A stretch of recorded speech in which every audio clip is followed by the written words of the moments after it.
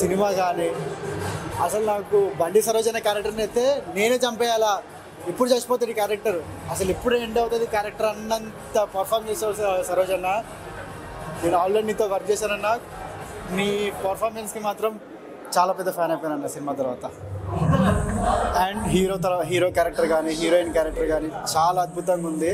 Bunty character ఎలా ఉంది? ఎవరిది? బంటి క్యారెక్టర్ చాలా ఏడిపేయకూడదు అనుకున్నా. సందీప్ అన్న ఏడిపించేసావన్న, లాస్ట్లో మళ్ళీ ఏడిపించావన్నా. ఏదో ఒక ఎమోషన్ లేకుండా నువ్వు సినిమాని తీలేవనిపించింది. ఏం ఉండొద్దు అనుకున్నా కానీ లాస్ట్లో ఏడిపించేసావన్న. బంటి క్యారెక్టర్ ఈ మూవీకి కూడా అవార్డు వస్తుంది అంటారా?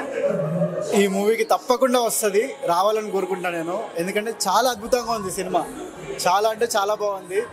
ఇంకా లాస్ట్లో ఆంజనేయ స్వామిది ఏదైతే చూపించారో అది ఇంకా నెక్స్ట్ లెవెల్ అనిపించింది. లాస్ట్లో అంటే కర్మ రిటర్న్ బ్యాక్స్ అని చూపించారు, అది నిజంగా చాలా ట్రూ. బాగా నచ్చిన సీన్ ఏముంది? క్లైమాక్స్